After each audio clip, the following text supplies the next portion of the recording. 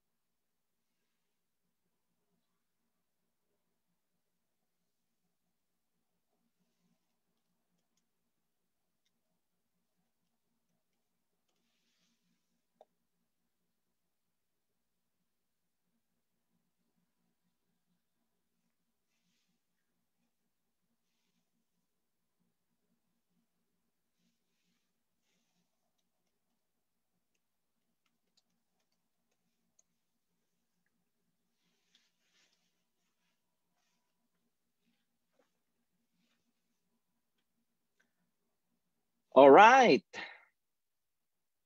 Good morning, good morning, good morning to all our distributors all over the world. Ayan, we are starting.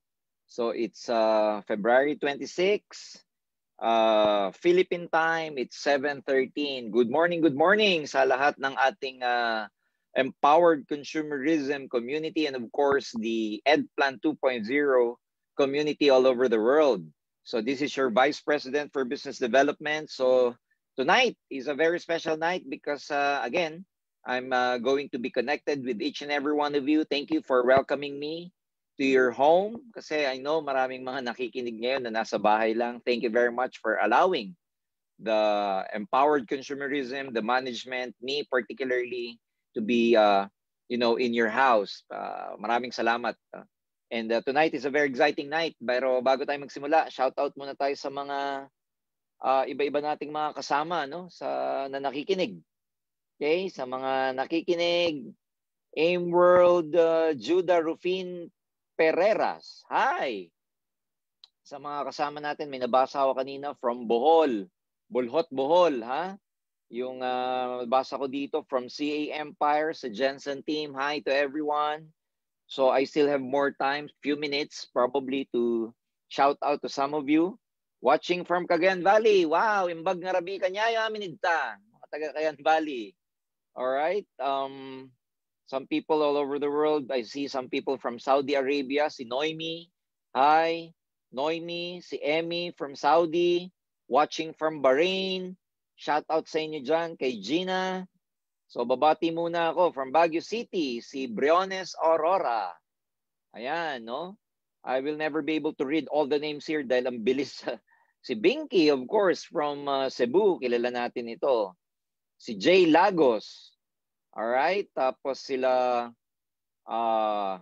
Randy Gregorio. Oh, kilala ko to. Si Randy, of course, I know you.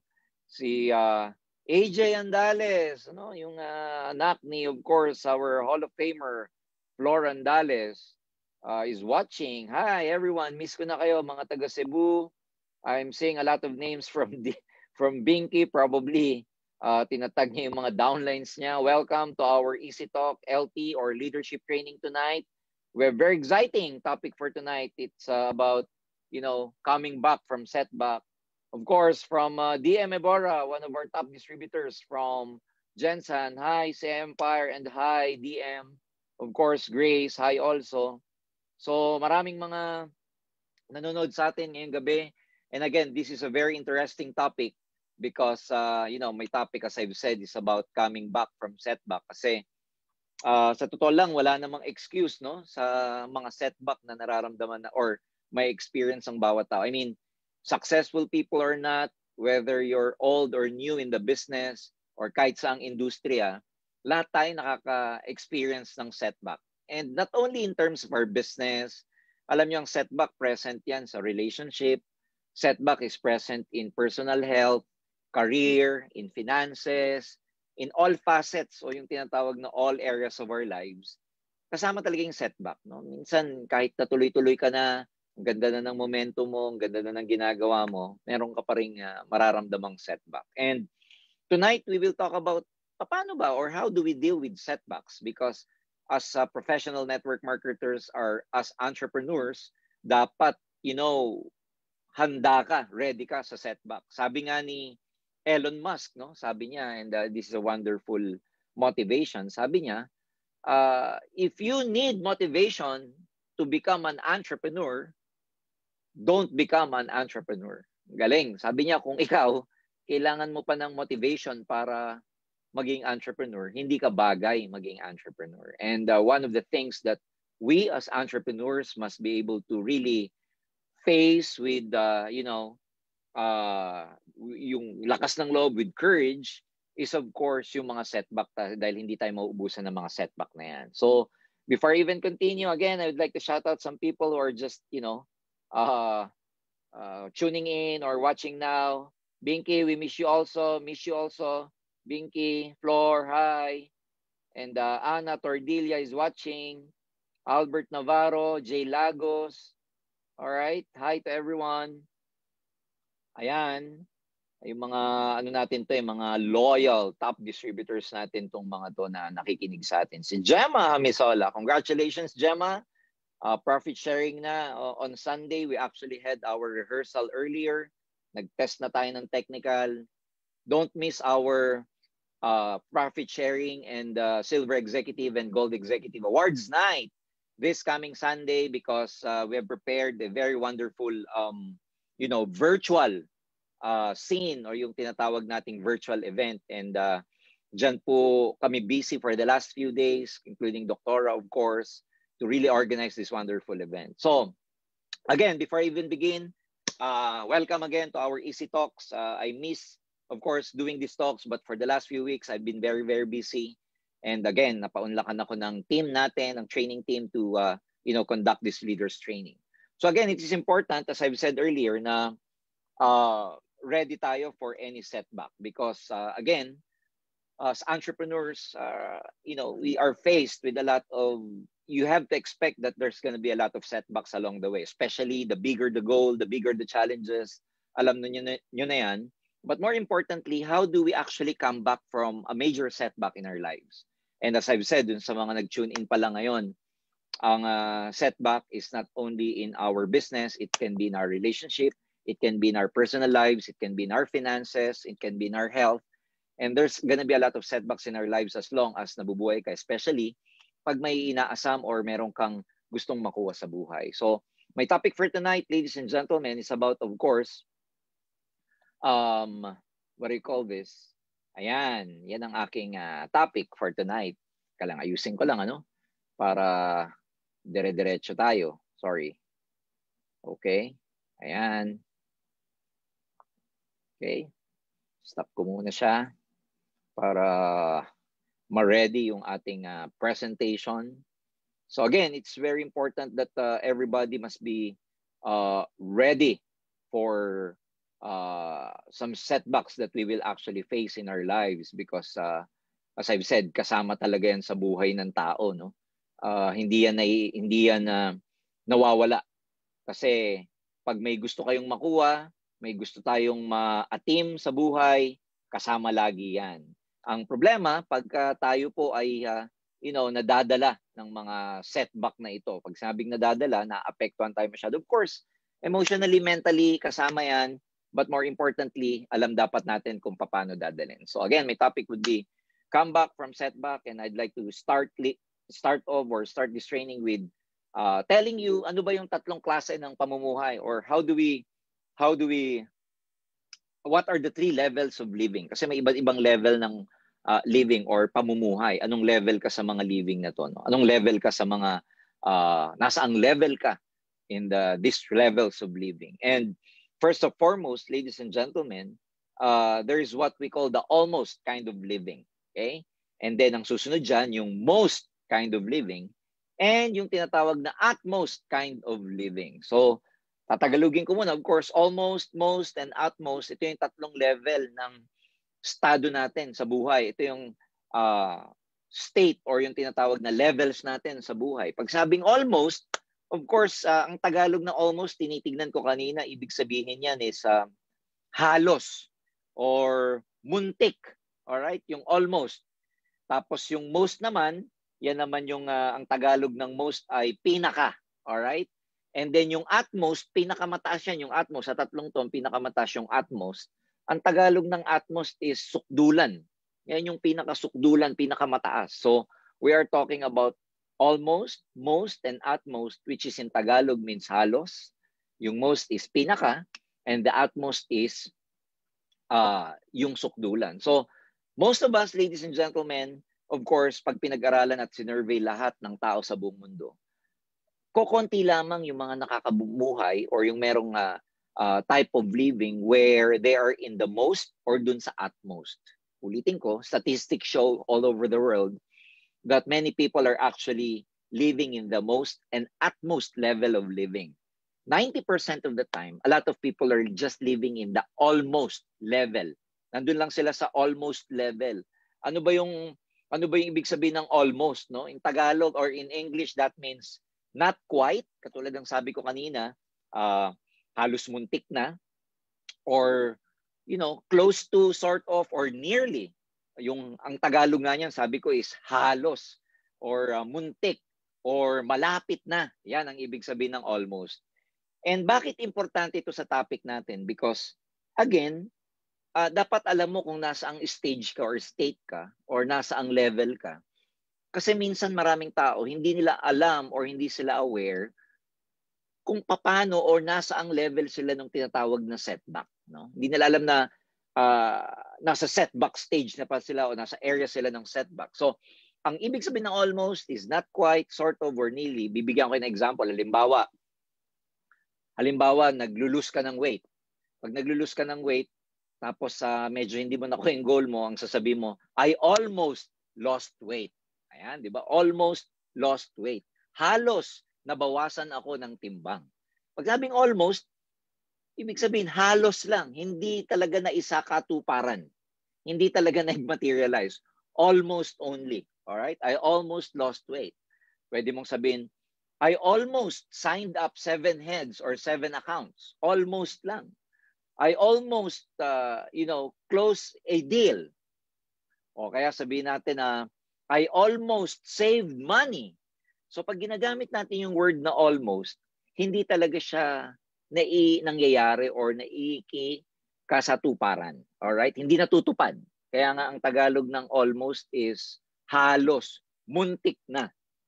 And most of us, marami sa ating ganyan, na muntik na or halos because probably, yun nga, kulang ang effort natin or probably, we were faced with the setbacks. And last year, starting the pandemic, 1 year na tayo under the pandemic, this coming March, 1 year ng lockdown, yung anniversary na ng ating quarantine, no? And a lot of people face a lot of setbacks in their lives, whether it's personal setback, business setback.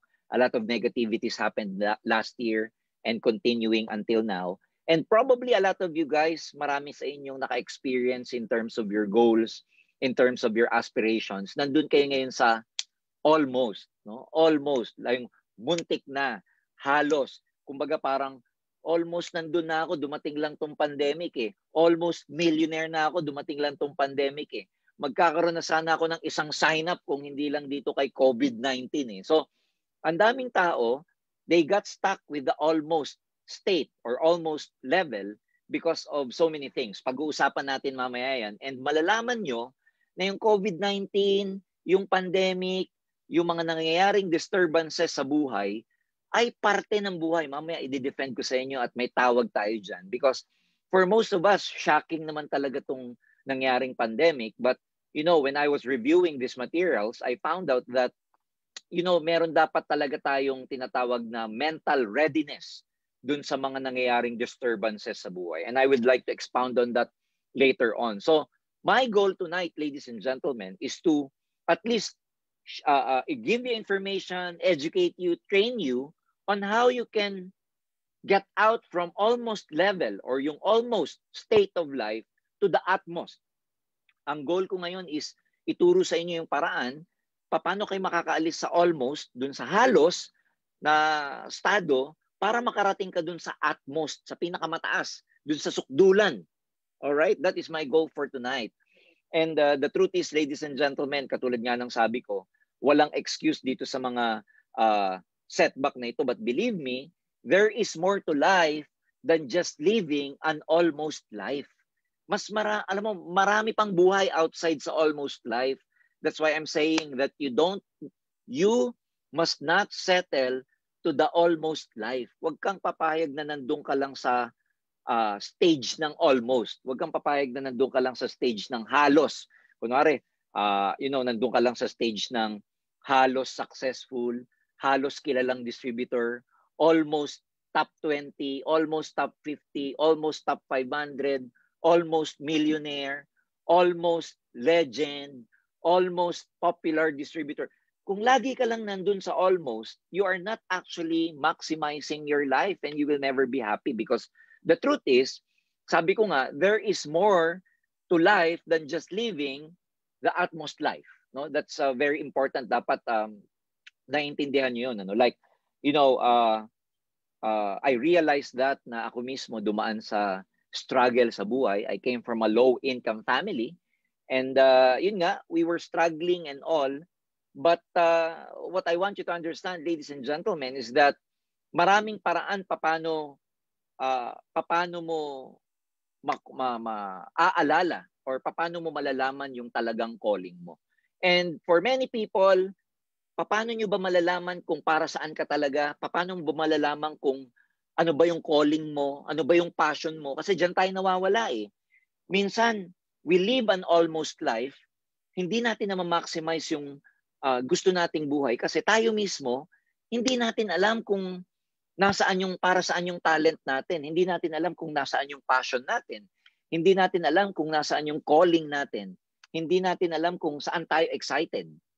And for a lot of people, they're even confused. Alam mo, marami ako na-observe na distributors, empowered consumerism, sa totoo lang, marami dyan kunwaring motivated lang. Sorry for the term, okay? But para magkaroon tayo ng mas magandang engagement, pag tinatamaan kayo, i-type nyo dun sa chat box, ouch, alright? Pag tinatamaan kayo. Pagka maganda naman nadating sa'yo, sabihin mo power, alright? Pero pag tinatamaan ka, sabihin mo ouch. Kasi pagka gumagamit ka ng senses mo sa engagement natin, medyo mas nare-remember or maaalala mo yung topic natin for tonight. And katulad ng sabi ko, maraming mga distributors sa AIM, kunwaring motivated lang or sa empowered consumerism for that matter, yung motivatean lang. Yung they are kunwaring excited and all. But the truth is, because they don't know what they really want. All right? And this is very, very important that you have to know ano yung mga paraan kung saan natin matututunan yung passion natin. Saan natin mahanap yung ating calling, yung ating energy, yung tinatawag nating saan tayo kukuha ng excitement. Because minsan, may mga pagkakataon na mahahanap mo yung calling mo, mahahanap mo yung para saan, mahahanap mo kung ano yung nakakapag-excite sa'yo based on education. Ano yung education? Halimbawa, ma-attend ka ng training, nagbabasa ka ng libro, nanonood ka ng motivational video, nakikinig ka ng podcasts and everything. This is a way of educating yourself. And sometimes when you are educating yourself, may mga natututunan ka na magti-trigger sa'yo. Pag sabi magti-trigger, mag-excite sa'yo, magkakaroon ka ng mga realizations, magkakaroon ka ng tinatawag na wake-up call or yung sinasabi natin na breakthrough.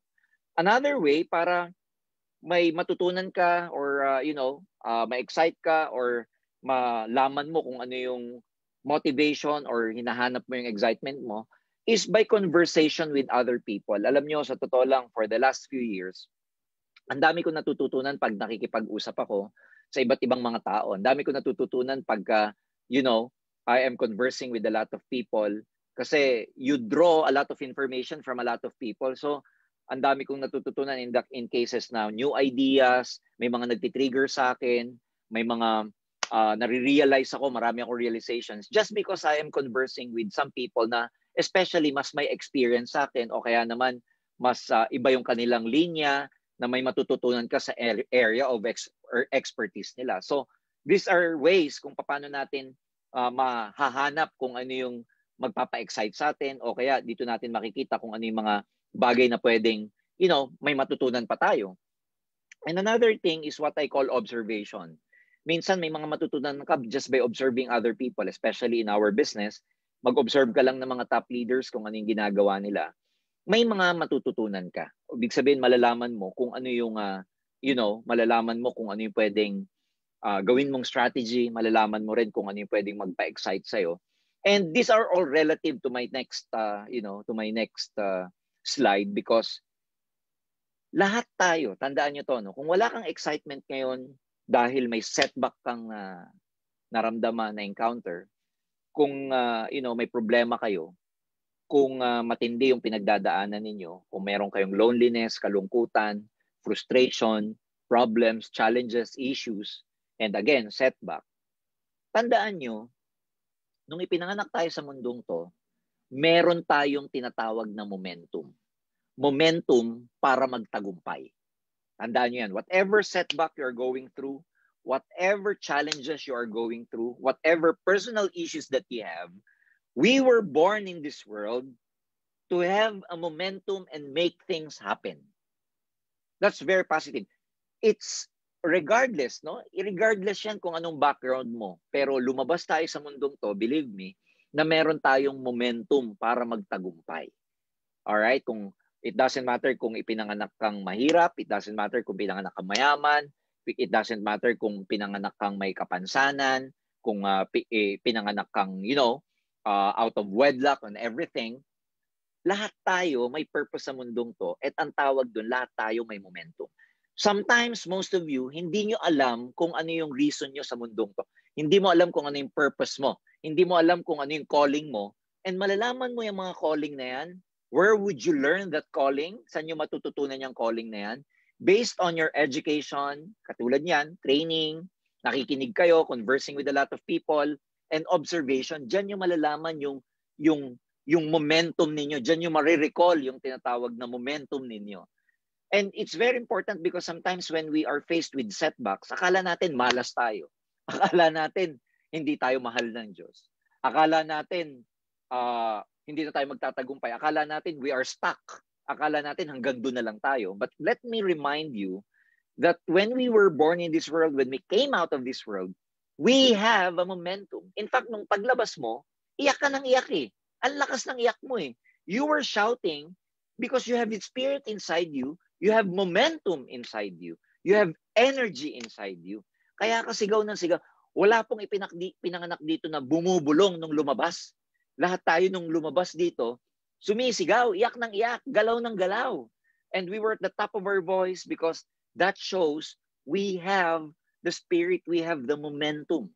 And that is very important because right now, who among you, sa mga nakikinig ngayon, if you feel that you're stuck in your situation, if you feel that your situation is hopeless, if you're so discouraged, if you're so despair, if you're feeling so despair, and you're feeling a lot of negativities, let me remind you that you have a purpose.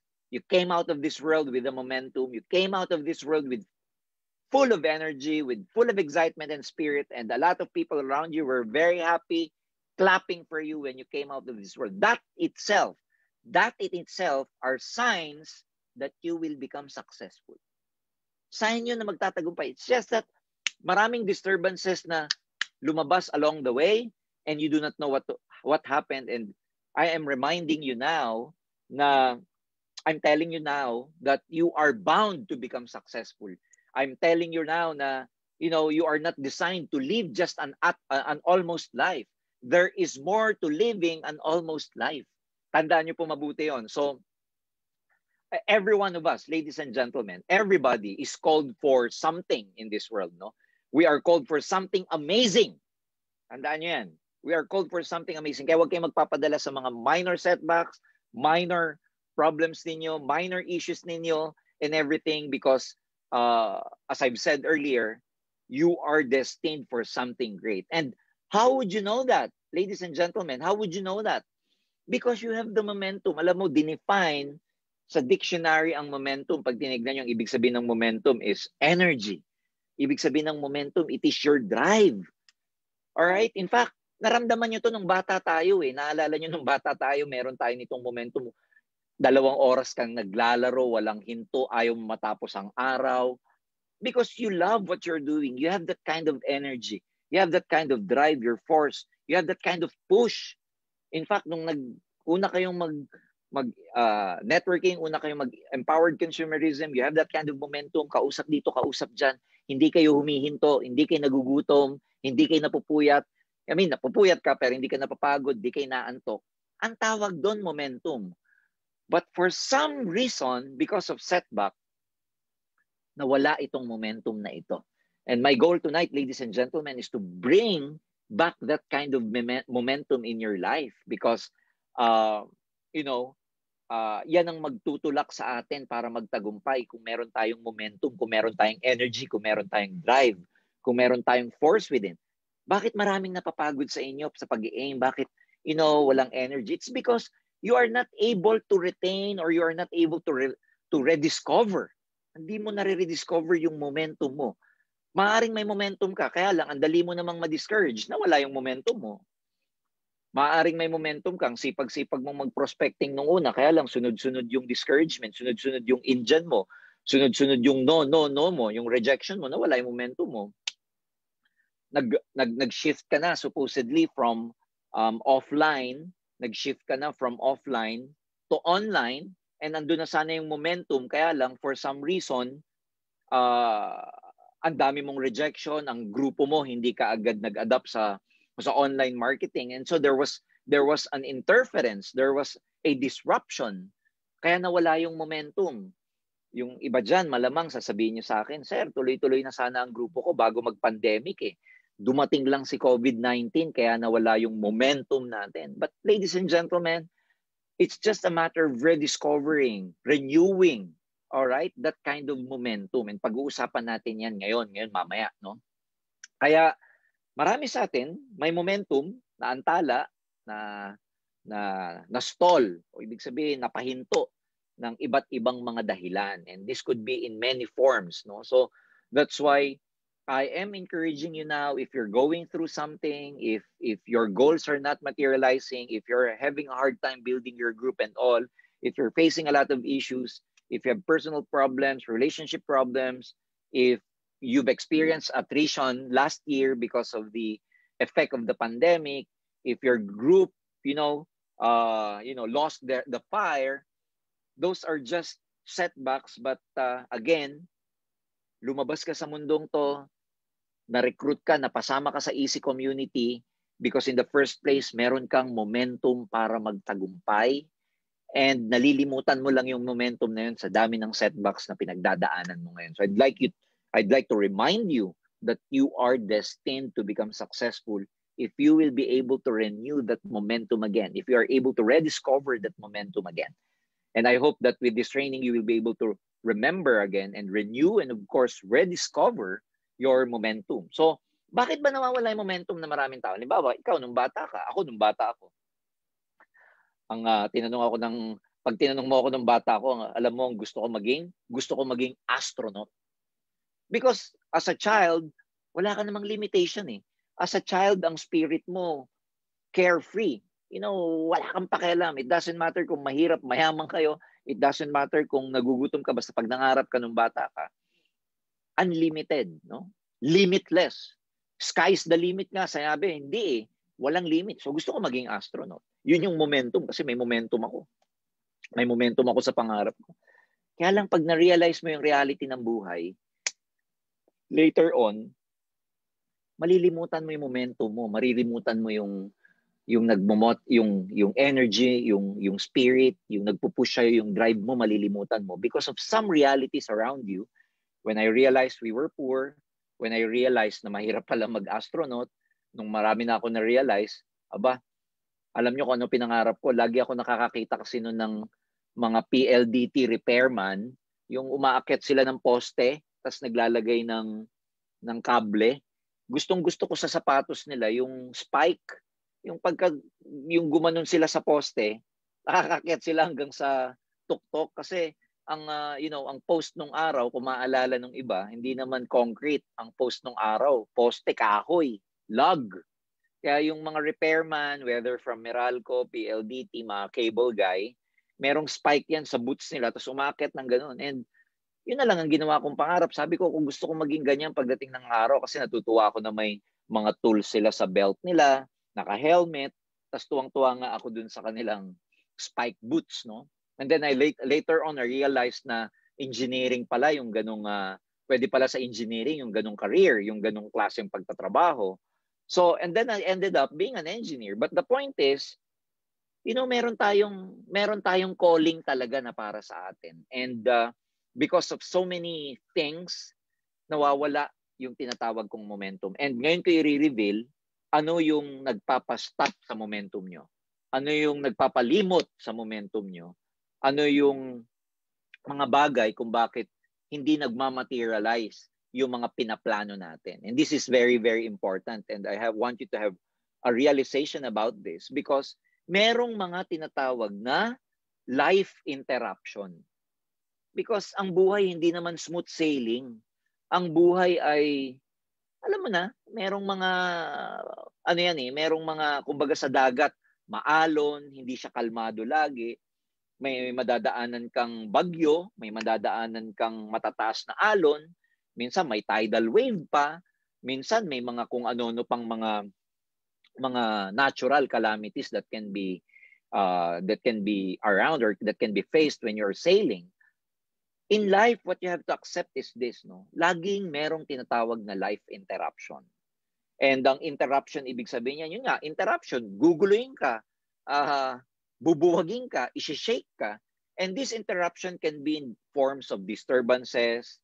This can come in the form of disruption, interference, or trouble. So hindi na ako lalayo.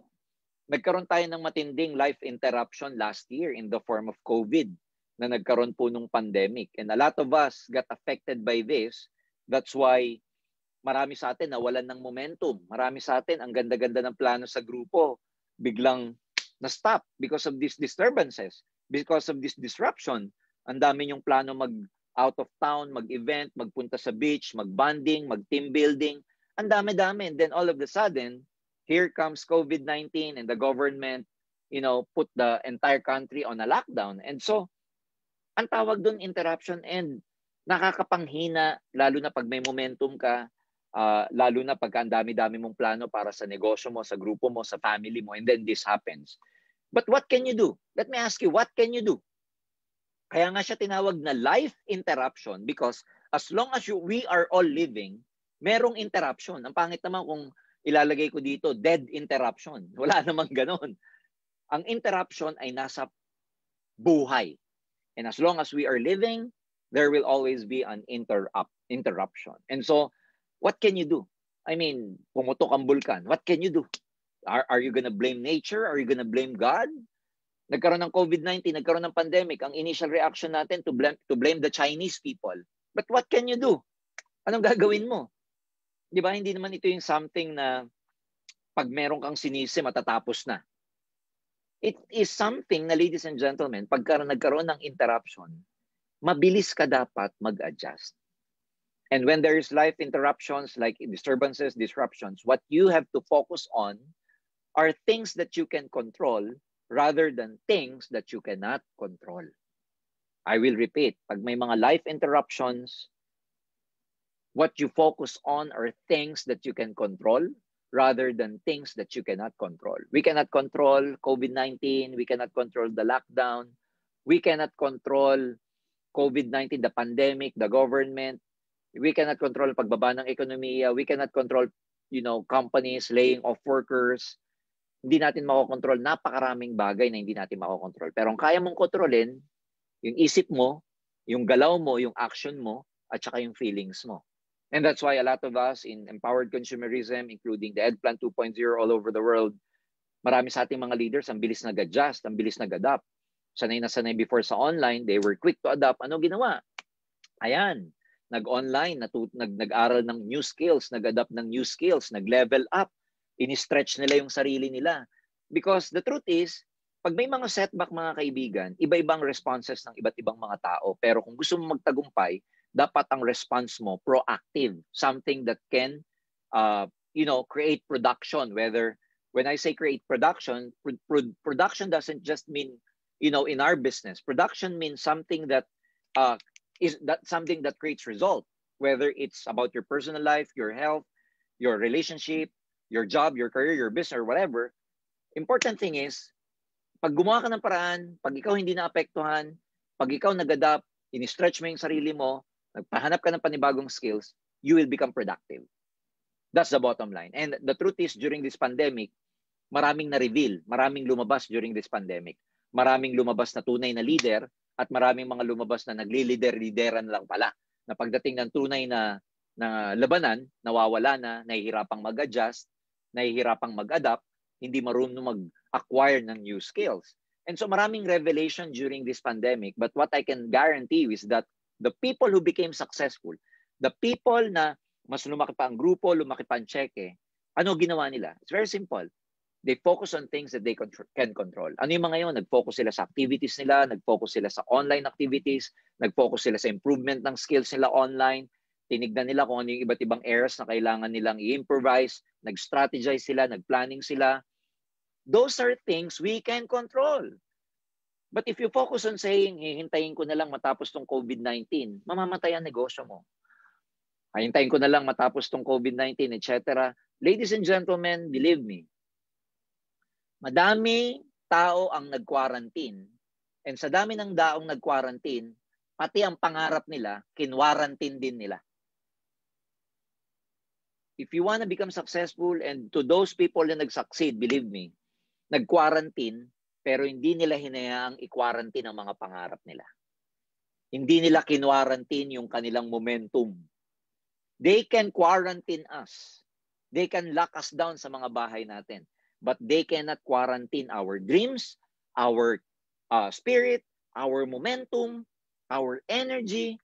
Ngayon, kung may lockdown na, okay, may pandemic na, ni-lockdown na nila tayo physically. Tapos ikaw, ni-lockdown mo din yung pangarap mo, yung energy mo, yung spirit mo, yung momentum mo, ni-lockdown mo rin, wala tayong maabot. Kung kinwarantine ka nila, kinwarantine tayo ng panahon, wag nating hayaang i-quarantine ang ating mga pangarap. And I'm happy to tell you that I've seen a lot of successful leaders in empowered consumerism. They never let their dreams to be quarantined. They never let COVID-19, restrict them. They never let COVID-19 lock down their spirits. Hindi nila hinayaan na si COVID-19 pigilan yung kanilang mga spirit, yung kanilang pagiging goal-getter. Hindi pinigilan ni COVID-19 yung kanilang pagiging leader. But unfortunately, there are some people na nung na-quarantine, sila, kinwarantine nila pati pangarap nila, pati skills nila. Walang mangyayari sa atin pag ganun tayo. Pag pati yung iyong spirit, pangarap, momentum, pati yung energy mo, sinabayan mo ng quarantine, walang mangyayari. Wala kang maabot. You'll never become productive. And the truth is, alam mo, ang interruption nangyayari sa mga maraming bagay yan. It could come in the form of health problems. It can come in the form of relationship issues. It can come in the form of loss of a loved one. Nakakatanggal ng momentum po yan. It can come in the form of, financial trouble. It can come in the form of our careers, jobs, and everything. But more importantly, dito sa empowered consumerism, maraming, naapektuhan sa business nila. Kasi nga, naapektuhan dahil hindi nakapag-adapt kagad. Hindi kagad nakapag-stretch. Hindi kagad nakapag-adjust dun sa new normal. Kasi meron tayong tinatawag na new normal na ngayon, and everybody is not excused to this new normal. And so, ladies and gentlemen, the challenge to each and every one of you is that anong gagawin mo sa mga interruptions na to? Anong gagawin mo sa mga disturbances na to? And one thing I can tell you is that we can control our emotions. We can control our feelings. All right? Kaya nating makontrol yan. Well, I'd like just to shout out some of the people from Korea watching us. All right? Sabi ni Simple Santik, yes, tama po, wag i-quarantine ang pangarap. Yan, nakikinig talaga siya. All right? Some of you are watching from Davao and everyone. Hello to everybody. Hindi ko na po mababasa lahat kasi ang dami ninyo. Milyon ang nakikinig sa atin ngayon. Si Jonard Bernabe is also watching us from Davao, or Jensen from Mindanao. Big check, sabi ni Emma Nanding. All right, so ladies and gentlemen, going back, you cannot prevent these interruptions from happening. Wala kang magagawa, no? As long as nabubuhay ka, meron ito. But it's a matter of, controlling, yung focusing on what you can control. Ang kaya mong kontrolin, attitude mo. Ang kaya mong kontrolin, mindset mo. Ang kaya mong kontrolin, yung thought process mo. Ang kaya mong kontrolin, yung mga nararamdaman po ninyo. So I guess guys, marami sa ating lesson itong pandemic because most of us were able to discover ourselves during this time. Akala natin, kilala na natin yung sarili natin, pero pagka nandito pala yung tunay na sitwasyon at nangyayari, dun mo makikilala din yung sarili mo. And so, instead of looking at the darker side, look at the brighter side of things. No? Instead of us focusing on what we lost during this pandemic, let's focus on what we have gained during this pandemic. Marami tayong natutunan.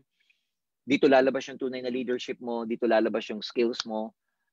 Dito ka tunay na magiging inspiration sa grupo mo. Dito ka magiging tunay na direktor ng buhay mo. So marami yan. Kaya makokontrol mo yung mindset mo, yung nararamdaman mo, yung activity mo. Mararamdaman nyo po yung mga activities nyo online. Makokontrol nyo yung mga activities nyo online. Tapos you can control, of course, yung mga strategy nyo, planning ninyo. And there are huge things you can actually focus on instead of just complaining and just waiting for the quarantine or just waiting for this pandemic to be over. Marami akong kilalang tao, gagalaw lang daw sila pag meron na yung vaccine. Kailan pa yun? No? Life will never be the same again, believe me. And so, we have to be ready about these interruptions. And I'm sure a lot of you were affected in terms of your business, your network with these interruptions. Nangyayari po talaga yan. Pero sa EC community, well, I'm in hindsight, no? In foresight, ang sinasabi ko sa inyo sa EC, believe me, abangan nyo pa yung ibang mga leaders natin kasi more than ever, all right? Ito yung panahon na mas malaki pa ang kinita ng mga leaders ng empowered consumerism kung kailan may pandemic kumpara ng mga normal times. I will repeat. Sa EC ngayon, mas malalaki ang kinikita po ng mga leaders. Yung mga top distributors natin, tuwang-tuwa sila sa new marketing plan, yung EC. Tuwang-tuwa sila na kahit na wala silang activity physically, wala silang big OPP, wala silang centering, wala silang training sa training center nila kasi bawal. In spite of the fact na online lahat, mas malaki pa ang kinikita ng maraming leaders. Gulat na gulat sila. Marami ako mga kaibigan, top leaders natin, sabi nila, sir, ang sarap ng panahon ngayon kasi menos pa ang gastos kasi hindi kami lumalabas, hindi kami nagbabanding sa labas, wala kami masyadong out of town na pupuntahan purely online. Laki ng naiipon, nasasave namin, and at the same time, ang ganda ng marketing plan ng EC, ng empowered consumerism na sumwak dun sa pandemic. And we are very thankful, of course, for our board of directors because we were able to adjust. We were able to adjust right away sa new normal na to kahit na nagkaroon ng disturbances. And we made sure na kahit na may interruption, kahit na minsan meron tayong interruption dun sa tinatawag nating supply kasi all over the world nagkaroon ng issue dun sa tinatawag na disruption in the global supply chain. Yung supply chain sa buong mundo, lalong-lalo na sa manufacturing sector, naapektuhan din ng quarantine na to. But the company, the management of empowered consumerism, instead of us focusing on these issues, nag-focus na lang kami dun sa kaya naming kontrolin. Ano yung kaya naming kontrolin? Kaya naming kontrolin na ibigay pa rin sa distributors ang kanilang payout on a daily basis. Can you imagine when a lot of companies are closing down, a lot of companies, are experiencing delayed in the payout? Ang empowered consumerism management made it sure, ladies and gentlemen, that our distributors will be paid daily kahit na may mga interruption. So, because sa amin, in our minds, ang pinaka-importante, cash. Ang pinaka-importante yung kita ng distributor na importante yung lalong-lalo na during pandemic dahil maraming nawalan ng trabaho, humina ang kita, humina ang negosyo nila. Marami yung dating full-time job, naging part-time job na lang. So inisip nila Doc Ed, Sir John, Doc Connie, kailangan ng pera ng mga distributor natin. Dapat wag nating babaguhin yung daily payout, lalong-lalo na ngayong pandemic. So can you imagine, even us, ladies and gentlemen, may mga disruptions kaming na-experience as management. But we focus on things we can control rather than focusing on things we cannot control. Hindi namin makokontrol yung shipment na delayed. Hindi namin makokontrol yung port congestion. Hindi namin makokontrol yung global supply chain na merong disruption. Hindi namin makokontrol yung mga ibang mga raw materials na galing sa China, hindi makabiyahe dito. Hindi namin makokontrol yung ibang mga suppliers, wala silang pasok ng kanilang mga manggagawa, naapektuhan din yung ating supply ng produkto. We cannot control all these things. There's a lot of things we cannot control. Pero we focus on things na kaya namin kontrolin. Katulad nung inilabas natin yung easy online shop, meron tayong delivery system, meron tayong online payments, naglabas tayo ng Mr. Speedy, at ang dami pa nating ilalabas in the future. And just get excited because there's a lot of things in the pipeline that I have not in the liberty to reveal yet, pero hintayin nyo, ang dami-daming iniisip ng management because hindi kami nagpapadala sa mga interruption na ito. We recognize na may mga interruption, may mga disruption, but again, we focus on things we can control. Ang problema sa maraming tao, pag may interruption, they cannot move on. And this is my next topic.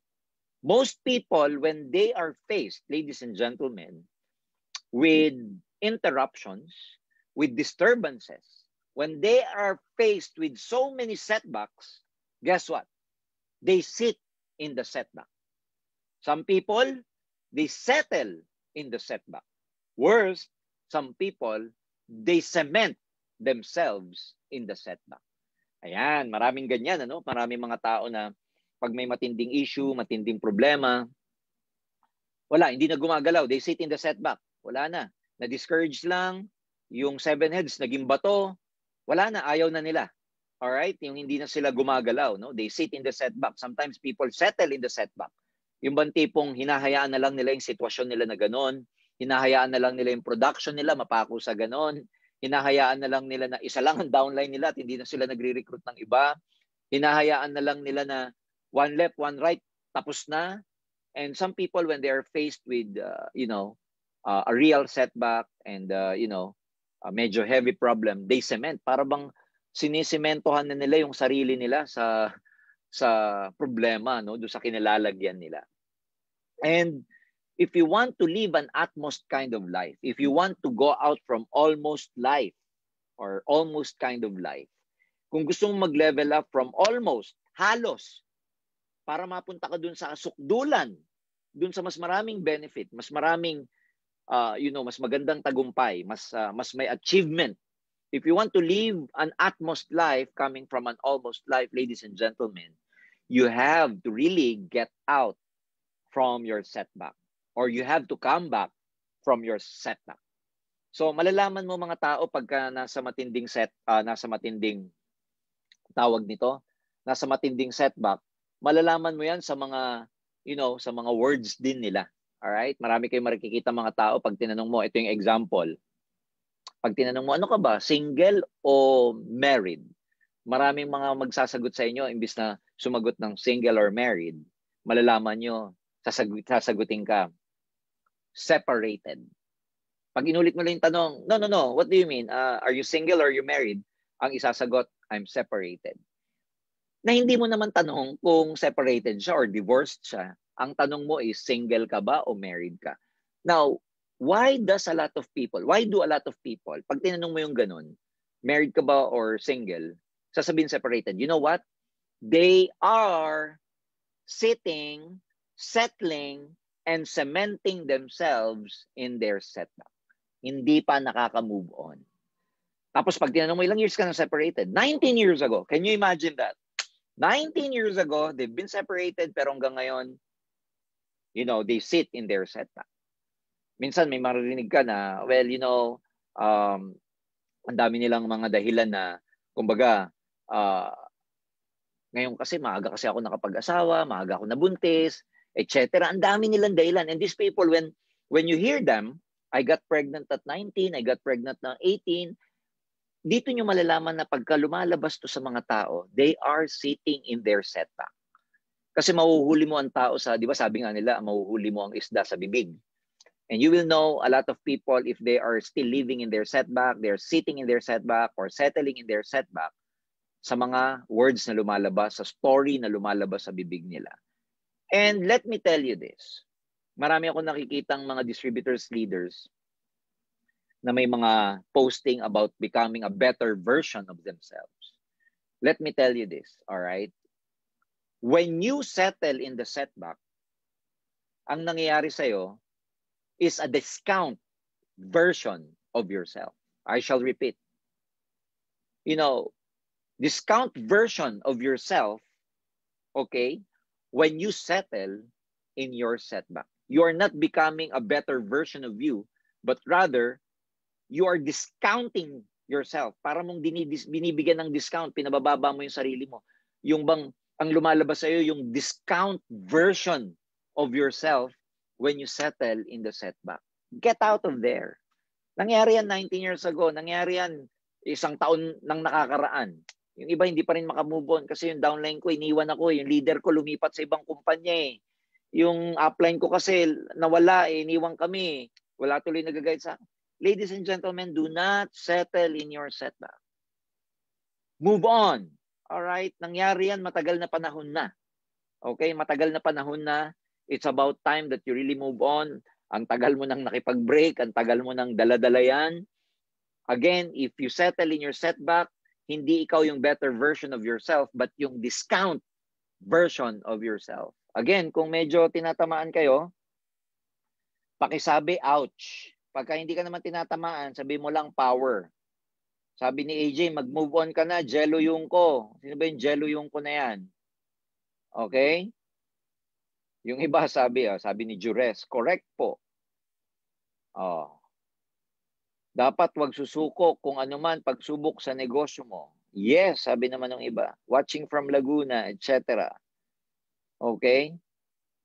Ayan. So, again, if you settle in your setback, ladies and gentlemen, you are, you know, it's a discount version of yourself when you do not get out of your setback.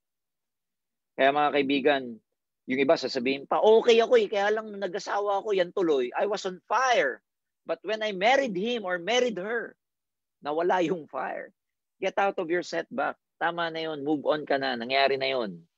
Alright? Na-attrition ka. Mong sabihin, nawala kasi yung grupo ko sa PNG. Nawala kasi yung grupo ko sa Solomon Island eh.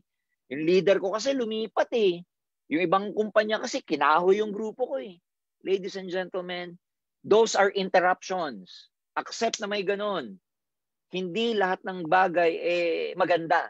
Alright? Hindi araw-araw Pasko. Sabi nga, kailangan tanggapin mo yun. Ang importante, anong gagawin mo pag merong disturbance, merong interruption sa network mo? What are you going to do pag may setback sa network mo? Are you gonna blame? Are you gonna complain? Are you gonna rant? Or are you gonna control on things that you can control? Like, recruit ulit, build ulit. You know, set your mind again. Pamotivate ka ulit. Restart again. Discover your momentum. I-revive mo yung spirit mo. Yan ang mga kaya mong kontrolin. Kesa yung mga magpo-focus ka dun sa mga hindi mo kayang makontrol. Sabi nga ni Patrick John Lising, Pat, look forward, live forward. Sabi ni Pat, ini-interview ako nito nung nakaraang linggo. Ayan, sabi ni Tita Del Castillo, Doktora, hi, Doc. Sabi niya, alright, power. Sabi ni Dennis, hi Dennis. Setbacks are inevitable but they are temporary. Tama to. Sabi niya, ang setback daw hindi maiiwasan, pero hindi permanente yan. Temporary lang. Ang problema kasi maraming tao, kahit alam nilang temporary, ginagawa nilang permanent yung kanilang sitwasyon, yung kanilang nararamdaman. So get out of your setback mindset. No? Yung mindset lang yan eh. Yung iba naman, sasabihin mo, pag tinanong mo, malalaman mong nasa setback sila, sitting on the setback. Pagka tinanong mo, kumusta? Okay lang. Pag tinanong mo, kumusta network? Okay lang. Kumusta grupo? Okay lang. Well, let me tell you this. You were built to have a momentum. You were built to shout. You were never built just to be okay. Tandaan nyo yan. Ginawa ka para magka-momentum, gumalaw, mag-produce. Ginawa ka para, sumikat. Ginawa ka para sumigaw. Kaya kung ang nangyayari sa buhay mo ay just okay, you are not living your life to the fullest. What is important, ladies and gentlemen, magkaroon kayo ng awareness ngayong gabi na hindi pala okay yung okay lang. Well, minsan kasi justification na lang natin yung okay lang, but deep within inside us, when people say they are okay, they are not actually okay. So let me remind you this. You were built to have momentum. You were built to shout. You were built with the spirit inside you. And you were built not just to be okay. You were built to be a superstar. You were built not to live a mediocre life. You were built to live a wonderful life. You were built not to have an almost life. You were built to have the utmost kind of life. Hindi ka binild para maging ordinaryong distributor lang. Binild ka para maging top distributor. Hindi ka binild para maging distributor lang. Binild ka para maging multi-millionaire distributor. Hindi ka binild para maging ordinary distributor lang. Binild ka para maging Diamond Global Ambassador. Sometimes kasi kung ano yung lagi nating iniisip, yun ang nakikita natin eh. Law of focus yan eh. Pagka naganap ka ng red car sa EDSA, lagi mo makikita, red car. Pag naganap ka ng Pajero sa EDSA, lagi mo makikita Pajero, hindi mo mapapansin yung ibang sasakyan. So if you keep complaining, if you keep thinking of the things that you are lacking, yung mga bagay na kulang sa'yo, yung mga disadvantages mo, if you keep focusing on things that you cannot control, if you keep thinking of things like your weaknesses instead of thinking about your strength, if you keep thinking about your disadvantages rather than your advantages, then what's gonna happen in your life? Magre-reflect yung thinking mo sa buhay mo. So get out of that setback, no? Ibig sabihin, nangyayari sa buhay talaga yun eh. Life will hit you no matter how good you are. Even sabi ko nga, bad things happen to good people. Even yung mga pinakamabait na tao sa mundong to, even them, even good people, ladies and gentlemen, they get hit by life. Kahit mabuting tao ka, tatamaan ka, wala pong excuse sa setback. Life hits you no matter who you are, where you are, no matter your status, what your status is. All right? Because again, these are part of life. Life interruptions ang tawag dito. But the more important thing we have to learn is this, yung katulad ng sinasabi ni Henry Ford. Sabi ni Henry Ford, failure gives you the opportunity to begin again more intelligently. So it's okay to be faced with a lot of these setbacks, minor, problems, issues and everything. It's okay to make mistakes. It's okay to fail. But one good thing about failure is this, it gives you an opportunity, binibigyan ka ulit ng pagkakataon para magsimula ulit, pero this time, mas magaling ka na. So, kung ano yung mga naging weakness mo nung pandemic, kung ano yung mga hindi mo ginawa para maging productive ka, I'm sure na-realize mo na yan.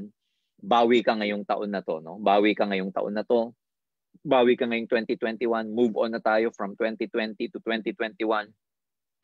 Kung hindi pa rin kayo nag-a-adjust sa online marketing, online skills noong 2020, hanggang ngayon, hinihintay mo pa rin yung vaccine at hinihintay mo pa rin yung magba-back to normal na merong mass gathering, you have to really adjust, you have to really adapt, and kailangan magkaroon ka na ng tinatawag nating skills during this digital age. Kasi nandun na tayo sa digital age, no? And everyone must adapt to this. So, if you have some mistakes that you did last year, if you've committed last year, if you have some failures and major setbacks last year, learn from them, learn from your major setbacks, learn from your failures, and it is your opportunity to begin again this year, but this time your success is most probable because you are starting again more intelligently. You are doing the business again more intelligently. Mas may puhunan ka na ngayon kasi mas magaling ka ngayon, mas makapal na ang balat mo ngayon, mas makapal na yung mukha mo ngayon, mas magaling ka na ngayon, mas emotionally ready ka na ngayon, mas mentally ready ka na ngayon. That's why your chance of becoming successful is higher this time kasi mas magaling ka na. So now, moving on, ladies and gentlemen, before I go to my next topic, move on. Failure to take a bath can give you opportunity. Ba? All right? Good morning, sir. Watching from Manila. Sabi ni Hiben Nakasi. Sino pa? Basahin natin yung iba. Nagpapa-shout out. Yung iba tinatag yung kanilang mga downlines because those people who miss this, nako sayang kasi hindi ko alam kung kailan ulit ako magkaka-training nito. Although there's a replay naman in our FB page Thank you, Sir Jurgen, sa mga magandang salita na aming naririnig ngayon. Nakapag-recharge na kami o sarili ko pag makarinig ng mga ganitong training. Well, you're welcome, no? Pag nakakapakinig daw siya ng ganitong training, talagang lumalakas siya. Sabi ni Jenny Sarento, thank you po, Sir Jurgen, napakagandang training. Salamat po ng marami. Well, we're not done yet, but I'm just trying to shout out some of our audience tonight. So moving on, ang tanong, ito ang susunod. How to make a comeback? Paano ka ba magkakaroon ng great comeback? Paano ka makakabalik? Paano ka makakabegin more intelligently? Paano ka bawi this time? Paano ka makakabangon? Ang tawag kasi sa comeback, bangon.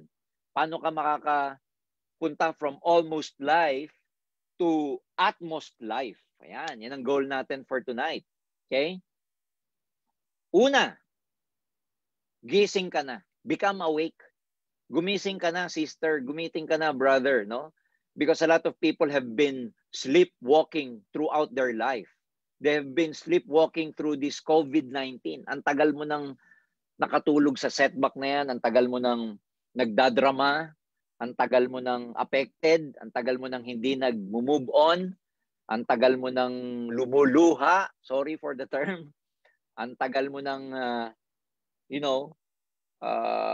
nire-revive yung wound mo. Ano ba tawag doon? Imbis na gumagaling na, lagi mo pang kinakamot. Yan tuloy, bumabalik yung sugat. This time, mga kaibigan, you have to rise up and do amazing things in the midst of this quarantine. Sabi ko nga, do not quarantine your dreams. Do not quarantine your spirits. Do not quarantine your minds. The point is, if you want to really make a great comeback, makabangon, bumangon ka na. Ibig sabihin, gumising ka na sa katotohanan. No? Tapusin na natin yung mga drama sa buhay natin. Let go of those things that no longer serve you, especially your negativities, your negative thinking, your negative emotions, yung mga nakafocus ka sa mga hindi mo makontrol kaysa dun sa makokontrol mo. So, importante na maging aware ka na. Gumising ka na. If you've been in a bad relationship, forget about it, move on na, madaling, it's easier said than done, but life has to move on. Kung na-attrition ka, nawalan ka ng mga major leaders from last year and everything, you have to move on. Become awake. You have to build again. Sabi nga ni Sir Arnel, di ba, mas mahirap. It is harder to revive, it is easier to revive, it is easier to give birth than to resurrect the dead. Ano ibig sabihin nun? Mas madaling magbuhay ng bagong linya or mas mabilis humanap ng bagong linya kaysa bumuhay ng namamatay ng linya. So, focus on downlines who deserve your time, focus on downlines who deserve your commitment, focus on downlines or leaders na deserve nila yung panahon mo. All right? So, become aware and importante na gumising ka sa totohanan. The truth may hurt but the truth shall set you free. Ganun lang naman talaga 'yon, ano? Number 2, take inventory or take inventory. Ano yung ibig sabihin nito? Tanungin mo yung sarili mo. Ano ba yung meron ka? If I may say, no, ang meron ka ngayon, mas may experience ka na ngayon, mas magaling ka na ngayon, mas may wisdom ka na, all right?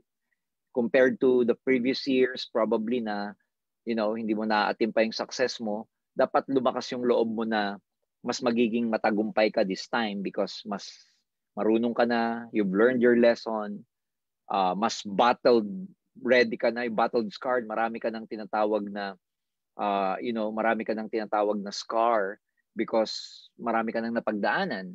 I would say that your experience is your best teacher. So yan yung mga, tignan yung inventaryo nyo kung ano yung mga advantages mo. Huwag niyong titignan yung mga disadvantages nyo. Huwag niyong titignan yung mga weaknesses ninyo. Part of your inventory, of course, is your support system. No? Tignan nyo na nandyan yung mga uplines nyo, nandyan yung grupo nyo, may sistema yung grupo nyo, may programa kayo sa grupo. So, your chance of really going back or, your chance of really becoming successful is higher because ang dami yung, pag tinignan mo yung inventaryo mo ng mga armas, mas marami kang advantages, mas marami kang pwedeng magawa, mas marami kang katulong ngayon para magtagumpay. So, focus on those things. You can actually make a good comeback. Because if you take inventory of things, I'm telling you, there are a lot of resources that you can use. There's a lot of resource person that you can ask help from. There's a lot of coaches and mentors that you can actually seek, some direction, strategies, and probably plans. So, tingnan nyo, yung mag-inventaryo kayo kung ano yung mga meron kang magagamit in terms of your resources, like yung mga sinabi ko, no? Take inventory of your advantages rather than your disadvantages. All right? Ito, importante ito sa pagka-comeback. Importante yung meron kayong right partners. Importante yung tinatawag na law of association, where you have to associate yourselves with people who can help you for a great comeback. Have the right partners. No? Don't spend your time with the wrong people. Don't spend your time with the wrong associates, because it's gonna waste your energy, it's gonna waste your time, it's gonna waste your money. Ang daming mawawala sa'yo. So, if you want to make a good comeback, be selective. Hindi ko naman sinasabing, maging mapili kayo at yung mga walang kwenta, alisin nyo na lang sa buhay nyo. Sinasabi ko dito, spend more time with people who can help you. Doon sa mga hindi kayo masyado matutulungan, wag mga 15 minutes lang, coffee lang kayo. Huwag kayo makikipag-lunch, because when you eat lunch, when you eat dinner with them, it takes a lot of time. Pero pag coffee, tsaa, kwentuhan lang, etc., mas sandaling panahon lang. Ibig sabihin, mag-spend kayo ng more time sa mga taong matutulungan kayo mag-grow. You have to be selective in your associations, because pag namali ka ng dikit sa maling tao, maraming panahon ang masasayang sa'yo. So, have the right partners, have the right resources. Uma-attend kayo ng easy training natin, easy talks natin for tonight. That's very, very important. Dikit kayo sa mga mentors ninyo, dikit kayo sa mga taong matutulungan kayo mag-grow. And because alam mo, sa pagtagumpay, importante yung meron kang right support system. Alright? Yung mga taong ipupush ka para magtagumpay. Ipupush ka para ilabas yung talent mo. Ipupush ka para ma-challenge siya. Minsan, your uplines can be very strict with you. Your uplines can be very frank with you. Sometimes your uplines nami-misinterpret mo, but the truth is, ang upline mo, inilalabas niya lang yung galing mo by challenging you. So may mga ganyang uplines, no? Yung pagagalitan yung mga downlines kasi challenge ka lang. But, you don't need to take it personally, because the truth is, in our business, walang ibang mag-guide sa'yo, magme-mentor sa'yo, magmamahal sa'yo, kundi yung mga uplines, yung mga grupo mo, yung mga sponsors mo, yung mga downlines mo. So, make sure that you really spend your time wisely to people who can help you grow. So, that's very, very important. All right? Ayan. Have the right plan. Kailangan may tamang plano kayo. Tatanungin ng iba, sir, paano ko malalaman yung right plan? Well, sabi ko nga kanina, there are three ways that we can primarily learn, no? Kung saan tayo matututo. Number one is by education. Number two is by conversation. And number three, by observation. Kung nasaan ang plano, where is the plan? The plan is where you have been studying all along. Ang plano ay nandun sa mga napag-aralan nyo, nabasa nyo, sa mga nakausap ninyo, sa mga na-observe ninyo. Nandun ang sagot. Ulitin ko, nasaan ho yung tamang plano, sir? Nandun sa napag-aralan nyo, education. Nandun sa mga natutunan nyo sa pakikipag-usap ninyo, sa conversation. At nandun sa mga na-observe ninyo. So, to have the right plan, ladies and gentlemen, the plan is where you have been studying. That's how you begin to discover the plan to unfold inside you. Alright, kaya yan, katulad ng sabi ko, ma-attend dapat kayo lagi ng mga trainings, ma-attend dapat lagi kayo ng mga podcast, ma-attend kayo lagi ng nagbabasa kayo ng mga libro, because from there, you will be able to develop the right plan. Kasi tama na po yung company nyo, tama na yung napakaganda na ating marketing plan. Your management is doing everything to serve you better. You are in the right opportunity. Sometimes ang kulang na lang yung right plan, yung planning mo, yung action mo, yung galaw mo. Or sometimes ang kulang na lang yung pagiging tamang tao mo. So how do you deal with that? So you will discover, ladies and gentlemen, the right plan sa lahat ng mga napag-aralan, narinig at sa lahat ng mga natutunan ninyo. So that's very, very important. Alright? Na matutunan nyo, malaman ninyo kung ano yung right plan. So I'm sure that you have your own programs in your group. I'm sure that your uplines are mentoring you, guiding you, directing you. I'm sure that our community, the Empowered Consumerism community, entirely supporting you. Marami kayong matututunan, marami kayong ma-adapt na plano, na strategy, marami kayong pwedeng gawin sa grupo ninyo. But what one thing is sure is that when you apply the right plan, ladies and gentlemen, you will all become successful. And finally, this is very important. If you really want to become, if you want to really go back, okay, if you want to make a good comeback, if you want to create a great comeback from a major setback, you have to be very, very persistent. Huwag kayong hihinto, huwag kayong mag-give up. I mean, we are resilient. People are known to be resilient. No? Resilient tayo eh. All right? You just have to look back sa lahat ng mga nalagpasan mo. You've been so really resilient.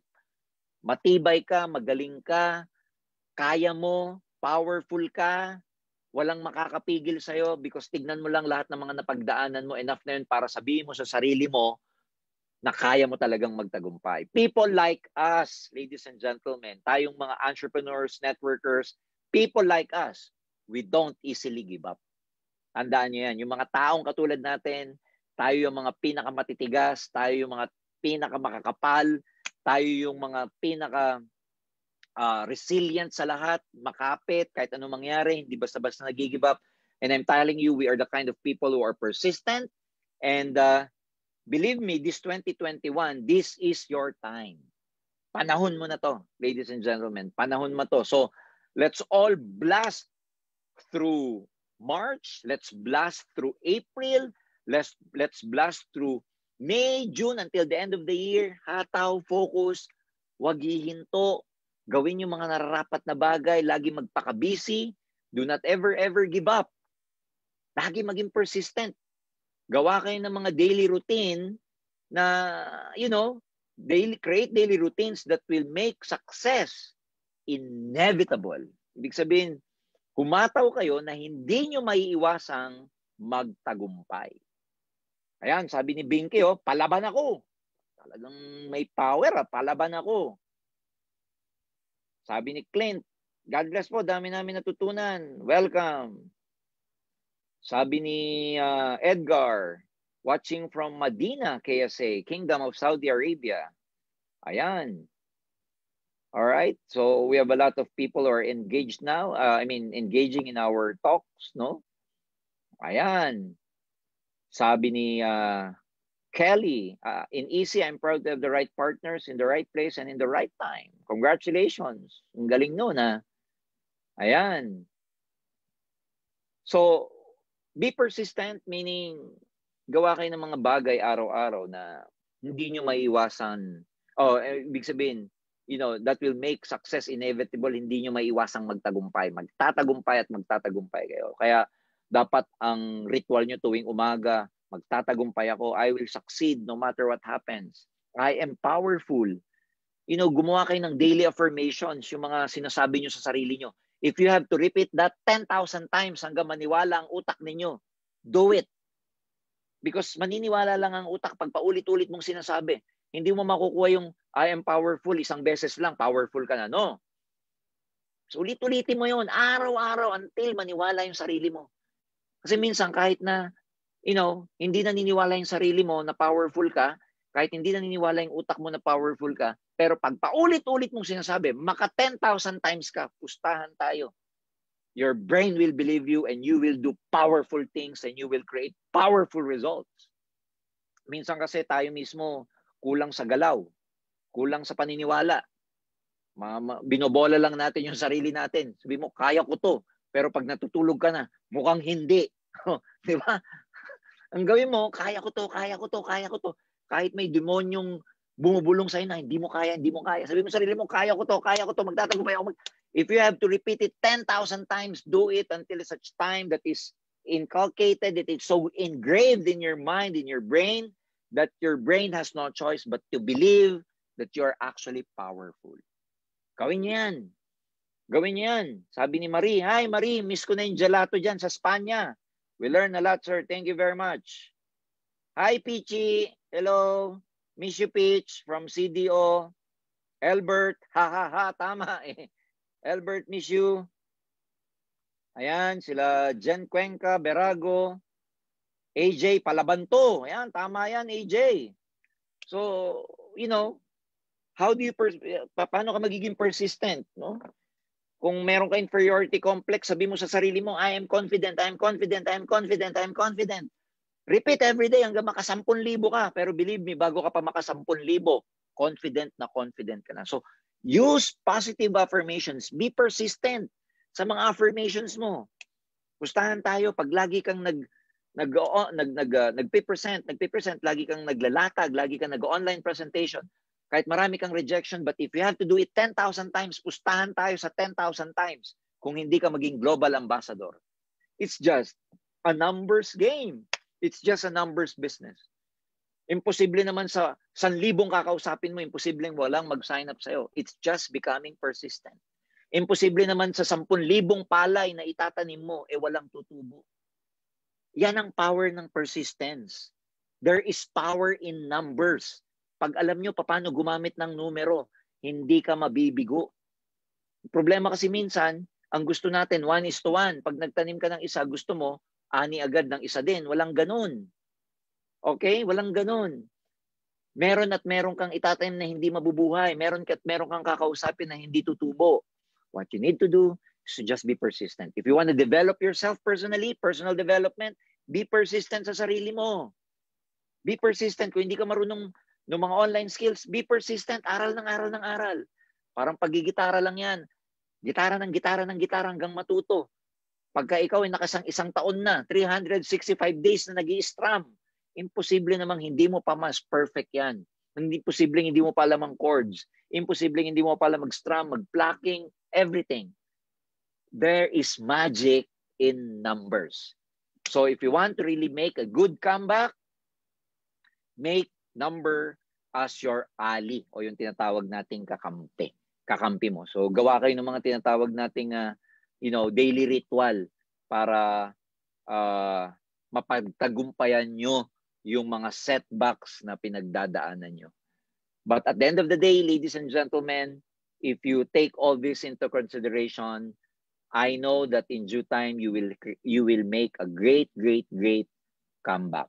Kaya share this with your group, or practice what I've just shared with you. But the important thing is we have to accept the fact that there are setbacks and there are life interruptions. It's a matter of how we respond. Okay, how we respond to these interruptions, how we respond to these setbacks. Because again, there are so many things we cannot control. So let's focus on things that we can control. So in parting, all right, before I even end, I'd like to leave you this. No? Ano sabi dito? While you're feeling the sting of your setback, life is preparing your comeback. Sa Tagalog, habang dinaramdam mo yung sakit na bigay sa'yo ng kabiguan, habang nararamdaman mo yung sugat, yung hapdi, yan yun ang Tagalog ng sting, hapdi.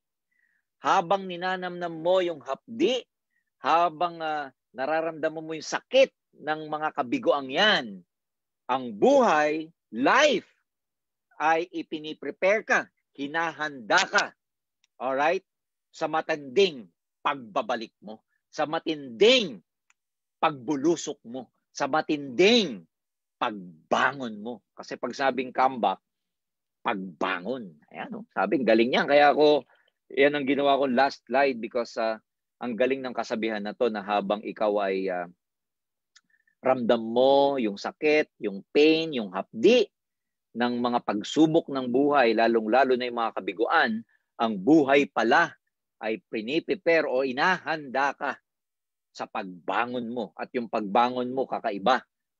Yung pagbangon mo is historic, ibig sabihin, powerful and great comeback. So ladies and gentlemen, I hope that I've shared with you something wonderful tonight. And may this be a guiding principle to many of you who are experiencing some setbacks in life, or those of you who will experience some life interruptions in the future. May this training guide you, and may this training serve as a light in your path to guide you toward success. So it's been my pleasure, ladies and gentlemen. Roda Sikat, kapapasok mo lang eh. Tama, sabi ni Roda. Oh. Bang bang. Thank you very much, Sir Jurgen. You're welcome. Okay. Liberty, mga taga-Europa. I'm happy to see you all here.